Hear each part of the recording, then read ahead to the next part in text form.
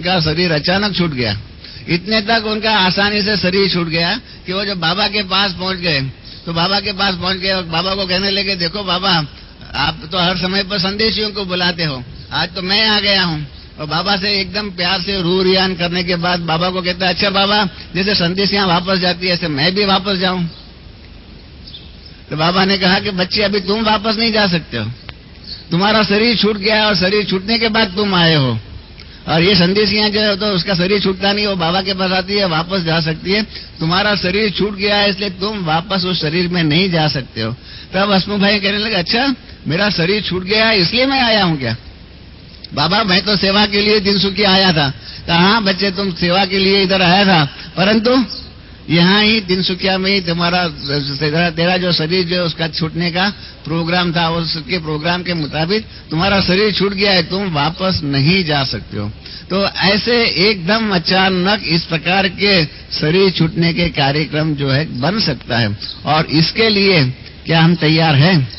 और उसकी तैयारियों के लिए अनेक प्रकार की तैयारियां हमको करनी होंगी। एक तो हमारा पुरुषार्थ जो है उसके अंदर हमको देखना चाहिए कि हमारे पुरुषार्थ में तीव्रता आई हुई है। 3 प्रकार का पुरुषार्थ है। कहीं जो है न पुरुषार्थ में चलते रहते हैं, कहीं पुरुषार्थ जो उसमें दौड़ते रहते हैं, कईयों के पुरुषार्थ में उड़ती कला का पुरुषार्थ है। अभी भी जो इस महीने का ज्ञानामृत जो छपा हुआ है उसमें जगदीश भाई ने इसके ऊपर लिखा हुआ है कि कहीं जो है नए अभी आए हुए 8-10 साल से वो समझते हैं कि 50 के कारण 50 वर्ष से पुरुषार्थ में होते हुए भी पुरुषार्थ की गति जो है वो तीव्र नहीं होंगी। तो उनसे जो 10 वर्ष वाला होगा या 8 वर्ष वाला होगा, अभी भी लास्ट में जो बाबा जो आए होली के दिन, उस दिन भी बाबा ने दादी जी को बताया कि माला भी बन रही है, 9 लाख की भी माला बन रही है, तो 108 की भी माला बन रही है, सब प्रकार की मालाएं बन रही है। तो उस प्रकार से सब प्रकार की जब मालाएं बन रही है तो तीव्रता पुरुषार्थ के अंदर जो है जितनी तीव्रता होगी इतनी वो 8 के माला में दाना बन सकता है, या 108 के, या 16,000 या 9 लाख के, इस प्रकार के माला के दाना बन सकता है। तो हमें देखना है कि हमारे पुरुषार्थ की तीव्रता, उसकी गति जो है वो फास्ट हुई या नहीं। कई बार हमको क्या कहा जाता है, जैसे अभी ये बहन ने कहा कि रमेश भाई ज्ञान मार्ग में 40 वर्ष से चलते रहते हैं। ये सर्टिफिकेट मिल गया कि रमेश भाई तो अभी जो है ना वो चलते रहते हैं। हमारा कई बार इस प्रकार का हम ऐसे सर्टिफिकेट सुनते रहते हैं कि हमारी पुरुषार्थ की गति चलने की है या दौड़ने की है या उड़ने की है। और बाबा ने एक अव्यक्त मुरली में बता दिया है पिछले साल पार्टियों से, पिछले साल बातें करते करते, कि अगर पुरुषार्थ में तीव्रता नहीं लाई हुई है और आपके पुरुषार्थ की गति और प्रगति उड़ने वाली कला या तो दौड़ने वाली कला का नहीं प्रतिबिंब है, और आप फिर चलते रहते हैं, तो चलने रहने वाले का पुरुषार्थ जो है उसके आधार पर बाबा ने बताया कि ऐसे बच्चे जो सिर्फ चलते रहते हैं उनकी गति और प्रगति में तीव्रता नहीं है। ऐसे बच्चों के लिए ड्रामा के अंदर ये बोर्ड लग गया है कि आप समय तक या समय से पहले अपनी मंजिल पर नहीं पहुंच पाएंगे। इसलिए बाबा ने वार्निंग दे दिया कि आपको अपनी पुरुषार्थ की रफ्तार बढ़ानी पड़ेगी। एक छोटा सा मिसाल है, यहाँ जितने भी बैठे हुए 95% मैं देख रहा हूँ गृहस्थ व्यवहार में रहने वाले, जिसको कहते हैं ट्रस्टी ब्रह्मा कुमार कुमारियां हैं। आदर्श गृहस्थ व्यवहार ये बाबा की बहुत बड़ी भारी देन है। अगर गृहस्थ व्यवहार में रह करके 16 कला संपूर्ण बन नहीं सकता, ऐसा बाबा ने आश्वासन नहीं दिया हुआ होता, तो हम सबको, जैसे जैन धर्म में है दीक्षा लेनी चाहिए, बौद्ध धर्म में है, ऐसे कई धर्मों में ये माना गया है कि गृहस्थ जीवन वाला जो है मुक्ति, जीवन मुक्ति का अनुभव नहीं कर सकता है। बाबा ने ये आश्वासन दिया है। बाबा की ये बहुत बड़ी कृपा हम बच्चों के ऊपर है कि गृहस्थ जीवन में रहने वाले भी अगर तीव्र पुरुषार्थ करते हैं तो मुक्ति, जीवन मुक्ति का 16 कला संपूर्णता का पद प्राप्त कर सकते हैं। परंतु ये आदर्श गृहस्थ जीवन जो है उस प्रकार का हमारा जीवन का व्यवहार सेट हुआ है। मैं 69 में कलकत्ते गया था। कलकत्ते से कार लेकर के घूमता घूमता कानपुर आदि सब जगह पर हो करके मुझे बम्बई आना था। 5-6 हफ्ते की ये सफर थी। तो अव्यक्त बाप दादा को मैंने पूछा था कि बाबा मैं इस सफर में सभी सेंटरों पर जाऊंगा, तो मुझे सब लोग मिलेंगे तो मैं क्या संदेश दूं सबको। तो बाबा ने कहा कि तुम भी गृहस्थ व्यवहार में रहते हुए हो, तो तुम्हें इस बात के प्रश्न पूछने की अथॉरिटी है कि आप बच्चों ने, जो वहां रहने वाले, जो सेंटर पर आने वाले, उनसे पूछिए कि आपका जीवन व्यवहार एक आदर्श ट्रस्टी गृहस्थी के रूप में है। मैंने कहा आदर्श ट्रस्टी गृहस्थी के रूप में किस प्रकार का होना चाहिए? तो बाबा ने कहा कि मैंने बताया हुआ है और आप सब जानते भी हैं। बाबा ने कहा है 8 घंटा अपनी नींद, खाना पीना, इन सब बातों के लिए, 8 घंटा लौकिक कारोबार करने के लिए और 8 घंटा ईश्वरीय कमाई करने के लिए। इस प्रकार से 8 घंटे का विभाजन करने के लिए बाबा ने कहा। और इस प्रकार से इस बाबा की डायरेक्शन के मुताबिक जिनका जीवन गृहस्थ व्यवहार के अंदर चलता होगा, वही आदर्श गृहस्थी है या आदर्श ट्रस्टी है।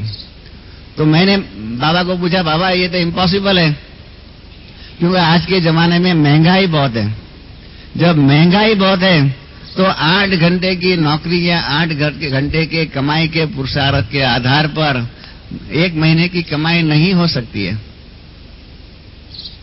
मैंने बाबा को हंसी में बताया कि बाबा आप तो कहते हैं जो है कल्प वृक्ष और ये ड्रामा जो है 5000 वर्ष के बाद रिपीट होता है, परंतु ऐसे गृहस्थियों के जीवन में तो ये जो सृष्टि चक्र जो है वो 1 महीने में रिपीट होता है।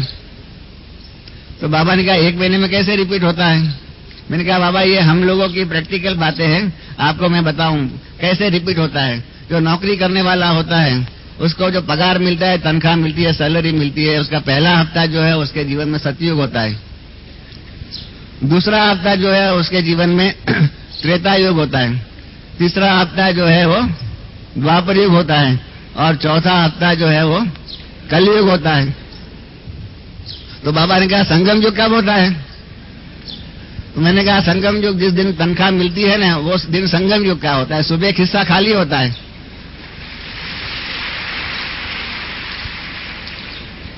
देखो आप सबका व्यक्ति के जीवन की बात मैंने बाबा को बताई, इसलिए आप सबने अप्रूवल की तालियां बजाई। तो मैंने बाबा को कहा कि जिस दिन तनख्वाह मिलता है सुबह खिस्सा खाली होता है और शाम को खिस्सा भर जाता है, तो इसलिए पगार का दिन जो है वो संगम युग है। तो बाबा ने कहा ये तो अच्छी बात है, इनके जीवन में तो उनको तो और ही ड्रामा पक्का होना चाहिए। तो मैंने कहा बाबा ये 8 घंटे की कमाई से 1 मास का भी खर्च नहीं निकल सकता। आज महंगाई में खर्च ज्यादा है और कमाई कम होती है, इसलिए 8 घंटे के बदले में 10 घंटा 12 घंटा काम करना पड़ता है, ओवर टाइम जिसको कहते हैं। तो बाबा ने हंस करके कहा कि ऐसे बच्चों को पूछना, और ये आप सबके लिए प्रश्न है। बाबा ने कहा कि 8 घंटे की कमाई से 8 घंटे के पुरुषार्थ से 1 मास की भी कमाई पूरी नहीं हो सकती है। तो आप बच्चों को तो 21 जन्म कहो या 84 जन्मों की कमाई जो भी कहो, ये 84 जन्मों की या 21 जन्मों की कमाई करनी है, तो उसके लिए आप 8 घंटे के बदले में 2-4 घंटे या 5 घंटे या 6 घंटे देंगे, तो क्या इतने कम पुरुषार्थ के आधार पर जितनी कमाई आपको 21 जन्मों के लिए या 84 जन्मों के लिए, क्योंकि द्वापर युग से भी हम लोग राजा तो बनेंगे, रॉयल फैमिली में आएंगे, साहूकार बन सकते हैं, अपनी भगत होंगे, अपना गायन और पूजन करने वाले होंगे। तो उस प्रकार से 84 जन्मों में बाबा ने कहा भी है कि लास्ट के 2-3 जन्मों में आपको थोड़ा कुछ दुख सहन करना पड़ेगा, बाकी तो सारा ही कल्प जो है आप बच्चे सब सुख में रहते हैं। तो वो सारी कमाई अभी होती है। तो बाबा ने कहा कि जब 2-4 घंटे की ही ईश्वरीय सेवा की कमाई करते हो, तो उसके द्वारा आपका जितना भी कमाई के रूप में 84 जन्मों का या 21 जन्मों का जो भी आपका लक्ष्य हो, इतनी कमाई हो सकेंगी। तो ऐसे बच्चों को पूछना और इसके आधार पर कहना कि आपके वर्तमान के आधार पर, वर्तमान पुरुषार्थ के आधार पर ऐसा जीवन बनेगा। ऐसा बाबा ने हमको पूछा, कहा। तो मैंने बाबा को कहा कि बाबा ये तो नहीं हो सकता है। तो बाबा ने कहा इसलिए आप सबको कहना कि आदर्श गृहस्थ व्यवहार जो मैंने कहा और जो आप कर रहे हो, परंतु आदर्श व्यवहार गृहस्थ जीवन नहीं है, आप गृहस्थी जीवन व्यतीत कर रहे हो, परंतु ये आदर्श गृहस्थ जीवन नहीं है। ऐसे ही एक बार बाबा ने मुरली में कहा था, साकार बाबा ने, कि अगर कोई भी बच्चा जो है मुझे पूछे कि बाबा वर्तमान के अब तक के पुरुषार्थ के आधार पर मेरा अगर शरीर छूट जाए तो मेरा क्या पद होगा, ये बाबा बता सकते हैं उनको कि बच्चा तेरा ये पद हो सकता है। तो जब बाबा ने मुरली सुनाई तो उसके बाद मैं बाबा के पास गया। बाबा, मैंने कहा आज तो आपके पास पूछने वालों की लाइन लग जाएंगी, आज आपके पास पूछने वालों की लाइन लग जाएंगी कि आपका मतलब उस भाई का या बहन का वर्तमान के पुरुषार्थ के आधार पर आज ही अगर उसका शरीर छूट जाए तो उसको क्या पद मिलेगा, उसको जानने को मिल जाएगा। तो ये तो बहुत अच्छी बात आपने बताई, आज आपके पास लाइन लग जाएंगी। तो बाबा ने बहुत सुंदर जवाब दिया। बाबा ने कहा ये तो जो आप बाबा कहते हैं कि गुड़ जाने गुड़ की गोथरी जाने, ये बाबा जानता है। और इसलिए वर्तमान की चैलेंज और वर्तमान की वास्तविकता फेस करने की हिम्मत बाबा ने कहा बहुत कम बच्चों में होती है।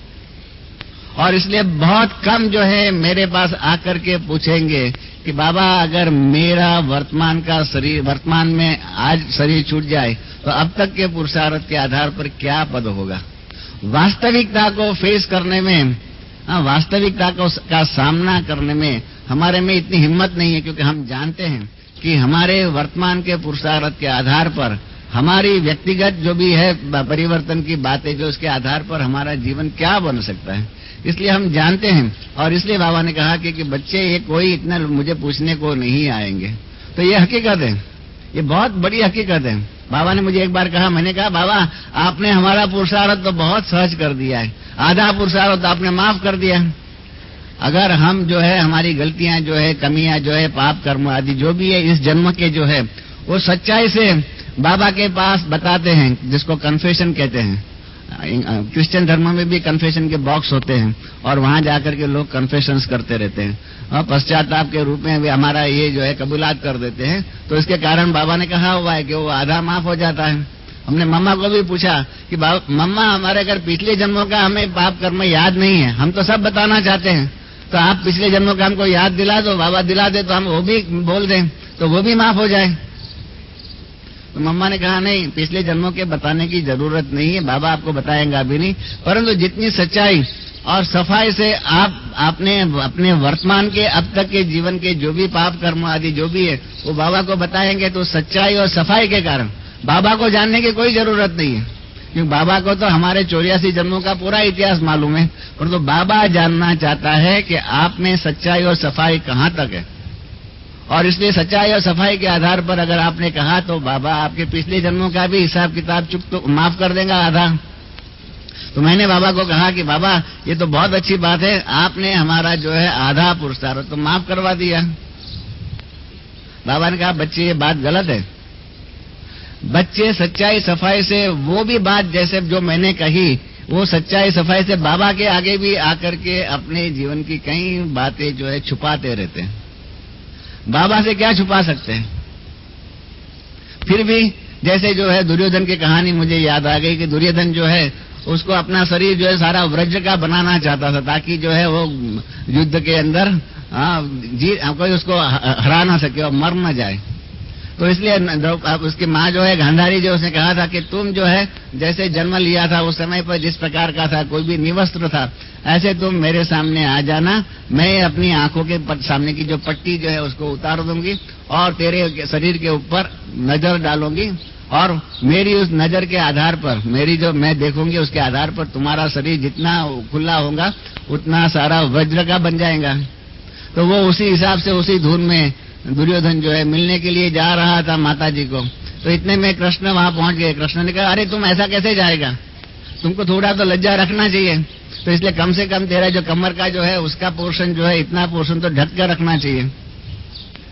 तो उसने कहा ये बात तो सही है, ये अच्छा नहीं लगता है मैं एकदम निवस्त्र होकर के माँ के सामने खड़ा रह जाऊं इतना बड़ा होने के बाद, बचपन की तो बात अलग है। तो इसलिए उसने अपने पेट के ऊपर जो है टोवाल आदि कुछ बांध दिया और उस रूप में जाकर के अपनी माँ के सामने खड़ा हो गया। माता ने अपना जो भी पट्टी जो थी आंख की खोल दी और जब उसने देखा तो उसने कहा अरे ये क्यों रख दिया। तो कहा क्यों, तो कहा अभी इतना कवर तुमने कर दिया इसलिए तुम्हारा जो है शरीर इतना पोर्शन वज्र का नहीं होगा और वहां ही तुमको गदा लगेंगी और तुम मर जाएगा। तो ऐसा ही हमारा भी जीवन दुर्योधन जैसा ही है।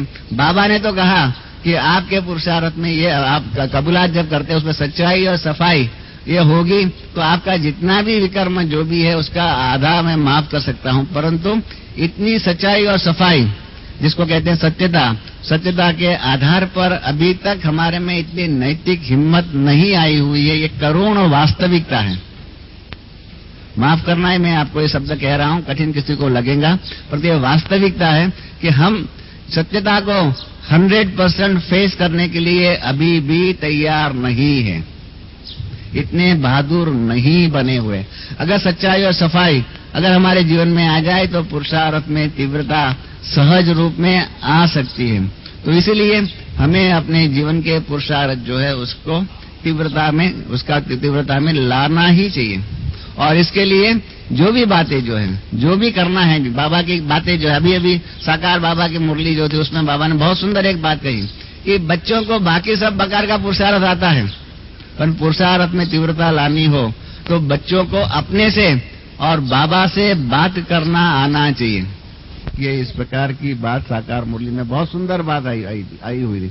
और जितना जिसको बाबा से बात करना होगा, रूढ़ियान करने की पद्धति और कला सीखी हुई होंगी, इतना ही क्या होगा, बाबा से हर बात में, हर कदम में श्रीमत ले सकता है। हमने बाबा को एक बार कहा कि बाबा हम आपसे बड़ी बड़ी बातों को लिए पूछे, छोटी छोटी बातों के लिए क्यों पूछे? बाबा ने कहा क्यों?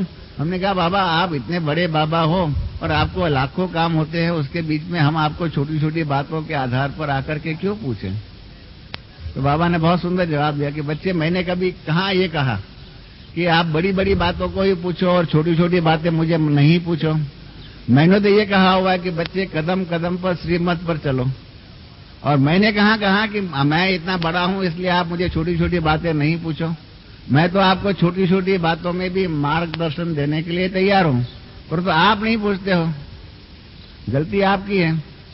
और बाबा ने ये भी कहा कि छोटी छोटी बातों में ही आपका अटेंशन पूरा नहीं होता है और उसके ही कारण आप समय को बहुत बर्बाद करते हो। बड़ी बड़ी बातों के ऊपर आपका विजय हो गया है, आप कर लेंगे, तो छोटी छोटी बातें, इतनी छोटी छोटी बातें होती है, इन बातों में ही आपका समय आदि इतना बर्बाद होता है और इसके कारण छोटी छोटी बातों में ही आप श्रीमत पर नहीं चलते। बड़ी बड़ी बातों में तो चलते हो, छोटी छोटी बातों में ही श्रीमत पर आप नहीं चलते हो। तो ऐसी बहुत सी बातें हैं जिसके आधार पर हमें अपने पुरुषार्थ में परिवर्तन करना चाहिए। हमने उस पार्क की मीटिंग में ये बताया, क्योंकि मनोहर दादी जो आए थे, इन्होंने हमारे जो भी एडवांस पार्टी में गए हुए थे उनके पुरुषार्थ की बातें बताई। तो मैंने भी अपना इसके ये टॉपिक पर जो प्रवचन था उसमें बताया कि हमारे जो एडवांस पार्टी में गए हुए हैं, जो इस प्रकार से शरीर छोड़ के गए हुए थे, उन्होंने समय का इंतजार किया कि विनाश कब होगा, क्या होगा, कैसे होगा। मैं आपको ऐसा तो मैंने वहां तो बहुतों का अनुभव बताया, तो यहाँ तो अभी 3-4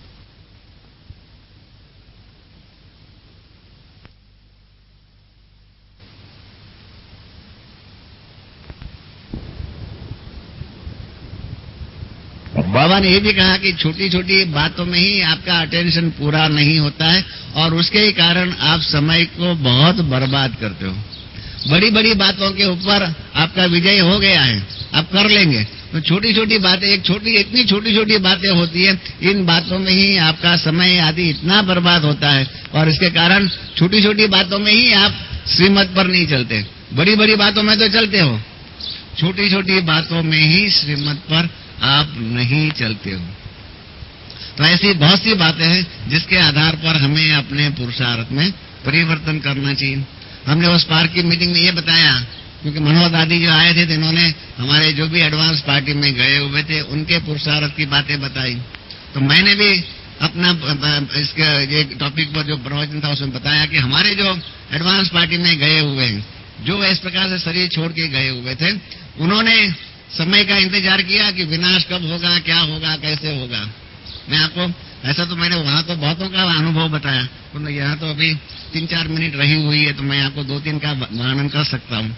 जैसे बाबा की लौकिक युगल है जसोदा माता, क्योंकि एक ड्रामा अनुसार मेरा एक पार्ट ऐसा रहा हुआ है कि यज्ञ के अंदर जो भी ऐसे निमित्त बड़े बड़े जो भी है महारथी जिन्होंने भी शरीर छोड़ा, उनके अंतिम घड़ियां या अंतिम समय के साथ मेरा बहुत ही अच्छा घनिष्ठ संबंध रहा। तो पहला संबंध जो है जसोदा माता के साथ रहा। बम्बई में वो बीमार थे, हॉस्पिटल में थे, हरकिशन दास हॉस्पिटल में, और उनको जलोदर कहते हैं, जो पेट में पानी भर जाता है, पेट एकदम बड़ा हो जाता है, पेट में पानी निकालना पड़ता है, और काफी शरीर बहुत क्षीण हो गया था, वीक हो गया था, पानी भी नहीं निकल सकता था, बहुत बड़ा पेट हो गया था, पानी बहुत भर गया था, और सर्टन डेथ माना मृत्यु है ही, ये समय की बात थी। और दूसरे दिन शरीर छूट गया, उसके अगले दिन मैं उनके साथ बैठा हुआ था हॉस्पिटल में, तो कहते थे रमेश ये खाओ वो खाओ। मैंने कहा माता जी आपकी तबीयत का देखो। कहा वो तो तबीयत का काम करेंगी, मुझे कोई इसकी फिक्र नहीं है। तो हमने देखा कि मरने के शरीर छोड़ने के 24 घंटे के अंदर भी उनको शरीर छूटने वाला है उसको मालूम था, परंतु शरीर छूटने की व्याधि जो भी थी, आदि जो भी था, व्याधि थी, पेट नहीं इतना भारी था, बैठ भी नहीं सकते थे। तो इतना सब तकलीफ होते हुए भी उनके मुख पर शरीर छूटने की यहाँ इस प्रकार की कोई भी डर नहीं था। सबसे बड़े में बड़ी बात तो यही है कि उन्होंने मृत्यु का डर जो उसके ऊपर विजय प्राप्त कर लिया। और हम जो है ना, ये विनाश की बात है, 2000 कब होगा क्या होगा, ये जब पूछते हैं तो मालूम पड़ता है कि हम जो है विनाश से डरते हैं। ये परीक्षा जो अंतिम परीक्षा आने वाली है उसको डरते हैं। और परीक्षा से डरते कौन है? जो विद्यार्थी जिनका पुरुषार्थ जो है तेजी वाला नहीं होता है, कई बातों में गलतियां होती रहती है, ऐसे परीक्षा से डरने वाले कि हम फेल हो जाएंगे। जो होशियार विद्यार्थी होता है तो परीक्षा से डरता ही नहीं है। तो इस प्रकार से मृत्यु का डर जो है हमने देखा जसोदा माता के जीवन में नहीं था। दादा विश्व किशोर जो अपने भाइयों में बाबा का उस जमाने में राइट हैंड थे और काफी हर बात में आगे थे, उनके साथ हमारा बहुत अच्छा घनिष्ठ संबंध था। हम लोग यहाँ पर आए थे मधुबन में, पांडव भवन जो है वो उनके नाम पर था और उस नाम से यज्ञ के मतलब दादियों के नाम पर ट्रांसफर करने का था, और इसलिए खास आए। उनका ऑपरेशन नक्की था प्रोस्टेट का, तो प्रोस्टेट का नक्की था, तो हम यहाँ काम करके बाबा से मिल करके वापस जा रहे थे। तो ट्रेन में उन्होंने बताया कि रमेश भाई ये मेरी अंतिम मुलाकात है, मैंने बाबा से मांगा हुआ है कि मेरा शरीर छूट जाए। मैंने कहा क्यों आपने मांगा दादा? कहा कि अभी आप जैसे पढ़े लिखे जो है, वहाँ जगदीश भाई है, इधर आप है, ऐसे बहुत लोग जो है सभी भाई है, और वो सब पढ़े लिखे आ गए हैं, मैं तो इतना पढ़ा लिखा नहीं था, और जितना भी काम मिलता था वो मैं करता था सेवा में, पर तो मुझे लगा कि मेरा पार्ट अभी फिनिश हो गया, समाप्त हो गया। इसलिए मैंने ही बाबा को कहा बाबा अभी मेरा ये शरीर छूट जाए और मुझे आगे का जो पार्ट जो है एडवांस पार्टी का पार्ट जो है उसके अंदर मुझे पार्ट दो, मैं ये शरीर जो है उसको छोड़ना चाहता हूँ। मैंने बाबा से अपना शरीर छूटने का मांगा हुआ है। तो मैंने विश्व किशोर दादा को कहा दादा ये सब बातें जो कहने में अच्छी है, परंतु प्रोस्टेट के ऑपरेशन में किसी का शरीर छूटता नहीं है, तो आज की दुनिया में मामूली ऑपरेशन हो गया। तो ऐसे कह करके मैंने तो उस बात को हल्के रूप में ले लिया। तो जब ऑपरेशन हुआ और 3-4 दिन के बाद जो है 5वें दिन जो है उनका शरीर छूट गया, और उनके बॉडी को जब हम गामदेवी सेवा केंद्र पर लाए तो अव्यक्त बाप दादा की पधरावनी हुई, और अव्यक्त बाप दादा की पधरावनी होकर के बाबा ने मेरे सामने दृष्टि देकर के कहा कि देखो ये बच्चा ने तुमको सही कहा था कि उसने इच्छा मृत्यु मांगा कि बाबा मुझे मेरा ये शरीर अभी छोड़ना है, मुझे एडवांस पार्टी का आगे का पार्ट दीजिए, और इसलिए उसका शरीर जो है ऑपरेशन टेबल में ही छूटने वाला था। परंतु जो ऑपरेशन करने वाला डॉक्टर जो है वो बदनाम न हो जाए, इसलिए बाबा ने उसको 4 दिन का एक्स्ट्रा लाइफ देख करके आज सुबह उसका शरीर जो है वो छुड़वाया। तो इस प्रकार से ऐसे इच्छा मृत्यु के रूप में उन्होंने मांगा कि अच्छा है आने दो, जैसे वो कबीर ने कहा है ना चतुर बेली कर ले श्रृंगार, तो ये साजन के घर जाना है, साजन के घर जाना है। इस प्रकार की तैयारियां जो है बहुत कम लोगों में होती है कि आए विनाश आवे, कुछ भी आ जाए, 2001 या 99 में भी क्यों नहीं हो जाता है, तो भी हम तैयार है। इस प्रकार की तैयारी नहीं हो सकती है। हमारे पास बॉम्बे में दादी पुष्प शांता थी, जिन्होंने भी शरीर 1983 में शरीर छोड़ा। उनके जीवन की भी आपको कहानी सुनाऊं। उन्होंने भी, उनको हार्ट अटैक 3-4 बार हो चुका था, और अंतिम समय पर जब उनको उस दिन कहा गया रात को कि आपके हार्ट की प्रॉब्लम हुई है, आपको हम हॉस्पिटल में ले जाते हैं, तो उसने कहा कि नहीं, मुझे अभी हॉस्पिटल में नहीं जाना है, मेरा अभी शरीर छूटने वाला है, मैंने बाबा से मांगा है कि बाबा मुझे अभी ये शरीर छोड़ना है। तो हमारी बहन, बड़ी बहन डॉक्टर थी, उसने कहा नहीं नहीं नहीं, और बड़ा डॉक्टर जो था आया हुआ था स्पेशलिस्ट हार्ट का, उन्होंने कहा नहीं आप चलिए हॉस्पिटल में, आपको हॉस्पिटल में आराम रहेगा। तो खुद उठ करके बाबा के कमरे में गई और वहां जाकर के 10 मिनट योग करके आई और कहा चलो ठीक है, आप लोग फोर्स करते हो तो मैं हॉस्पिटल में आती हूँ, बाकी मेरा ये अंतिम विदाई है, मैं बाबा से अंतिम विदाई लेकर के आई हूँ। तो सबने इतना अटेंशन नहीं दिया, हॉस्पिटल में लेके गए और मोहिनी बहन जो है वो सारी रात वो साथ में थी वहां पर, और सुबह इन्होंने स्नान पानी आदि जो भी स्पंज आदि करते हुए कराया और पूछती रही कितना बजा है, 7:45 बजे हुए। तो उन्होंने कहा कि अभी भी मेरा टाइम बाकी है, जाओ मोहिनी तुम औरों की सेवा करके आओ, बाबा का संदेश देके आओ। 10 मिनट में देख करके आई तो कहा अभी भी टाइम बाकी है, कोई जल्दी आ गई, अभी भी जाओ सेवा करके आओ। ऐसे 10 मिनट 15 मिनट करा करके 8:20 को जब वापस आई तब 8:20 को उन्होंने कहा कि ठीक है, अभी मोहिनी तुम सामने खड़ी रहो और बाबा का चित्र मेरे सामने रखो और मैं बाबा का चित्र को बाबा के याद करती करती ये शरीर छोड़ूंगी। और ऐसे कहकर के 8:30 बजे का मैं 8:30 बजे शरीर छोड़ूंगी, और एग्जैक्ट 8:30 बजे उसने शरीर छोड़ा। जैसे संदेशी जो है वो पुष्पसंता दादी संदेशी थी, और संदेशी के रूप में जैसे संदेश देने के लिए या लेने के लिए भोग लेकर के बाबा के पास जाती है, ऐसे ही ये पुराना शरीर छोड़ करके बाबा की गोद में इच्छा मृत्यु के आधार पर एग्जैक्ट कि मुझे 8:30 बजे शरीर छोड़ना है, ऐसे 8:30 बजे शरीर छोड़ करके बाबा के पास गई। तो ऐसे उन्होंने जीवन के अंदर ऐसा तीव्र पुरुषार्थ था कि इन्होंने अपने जीवन के अंदर मृत्यु का डर जो है वो निकाल दिया था, और उसके कारण क्या हो गया, ये अमर हो गए। जब तक जितने भी जिसके जीवन में मृत्यु का और इन प्रकार के भय को हो, डर को हो, उसके आधार पर जीवन व्यवहार व्यतीत होता रहेगा, और उसमें भी खास 2000 में क्या होगा, 2001 में क्या होगा, इस प्रकार के भय के आधार पर जो पुरुषार्थ करते रहते हैं, या पुरुषार्थ में तीव्रता नहीं लाते। डर के कारण क्या होता है, डर के कारण पुरुषार्थ में तीव्रता नहीं आती, उसके बदले में बेफिक्र बादशाह होकर के जो भी हो, ड्रामा में जो भी हो, जो भी मेरा पार्ट होगा, मैं उस पार्ट को आराम से आसानी से व्यवहार करता रहूंगा, फेस करता रहूंगा। इस प्रकार निडर होकर के निश्चय के बल के आधार पर जो अपने जीवन के अंदर पुरुषार्थ में तीव्रता लाएगा, उसके लिए ये प्रश्न नहीं है कि 2000 में होगा या 1 में होगा, क्या होगा, हमको पुरुषार्थ करना चाहिए, क्या करना चाहिए, ये पूछ करने की भी उनको जरूरत नहीं, क्योंकि बाबा ने सब बता दिया है। बाबा ने क्या नहीं बताया हुआ है, सब कुछ बताया हुआ है, सब कुछ हम जानते हैं, और उसके आधार पर हमारे पुरुषार्थ के अंदर हमको तीव्रता लानी चाहिए। अभी भी बाबा ने जो कहा विधेय मुक्त बनने की बातें जो है, कितनी सुंदर बातें हैं। मैंने राम गीता पढ़ी हुई है। राम गीता जो है वो रामायण में आती है, जिसमें वशिष्ठ और राम के बीच में लेन देन होती है। जैसे ये कृष्ण गीता में अर्जुन और कृष्ण के बीच में संवाद है, ऐसे राम गीता में वशिष्ठ और राम के बीच में है, और राम जो है वशिष्ठ को सवाल पूछते हैं कि विधेय मुक्ति जो है वो प्राप्त करना है, और जीवन मुक्ति जो प्राप्त करना है, तो कितने जन्मों का पुरुषार्थ चाहिए। तो वशिष्ठ ने बताया हुआ है कि विधेय मुक्ति प्राप्त करने के लिए कम से कम 5 जन्मों का पुरुषार्थ चाहिए, और जीवन मुक्ति चाहते हैं तो कम से कम 3 जन्मों का पुरुषार्थ चाहिए, तब विधेय मुक्ति या जीवन मुक्ति मिल सकती है। 5वीं भूमिका समाधि की जो है उसको प्राप्त करने वाले जो होते हैं वो जीवन मुक्त, और 7वीं समाधि की भूमिका जो प्राप्त करते हैं उसको विधेय मुक्ति कहते हैं, ऐसे राम गीता में वशिष्ठ ने बताया हुआ है। तो इतना विधेय मुक्ति प्राप्त करने के लिए कम से कम 5 जन्म की पुरुषार्थ की जरूरत है, ऐसा भक्ति मार्ग में बताया है। उसकी भेंट में आप देख लीजिए ब्रह्मा बाबा ने कितना तीव्र पुरुषार्थ किया।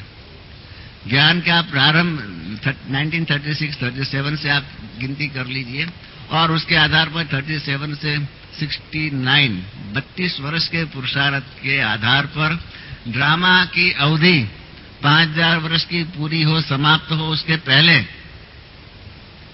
बाबा खुद संपूर्ण बन गए, विधेय मुक्ति, जीवन मुक्ति और उसके बाद की विधेय मुक्ति को प्राप्त करके इस सृष्टि के इतिहास में पहला ऐसा पुरुषार्थी है जिन्होंने संपूर्ण परिवर्तन करके संपूर्ण श्रेष्ठ पद प्राप्त करने का जो लक्ष्य था वो लक्ष्य को हासिल कर दिया, प्राप्त कर लिया। 32 वर्ष के पुरुषार्थ के आधार पर। तो हमारे पास कितना सुंदर ये जो है बाबा का ज्ञान है, जिस ज्ञान के आधार पर और जिस योग की शक्ति के आधार पर, जिसको भक्ति मार्ग में कहते हैं कि कम से कम 5 जन्मों का पुरुषार्थ की जरूरत है, इसके बदले में ब्रह्मा बाबा के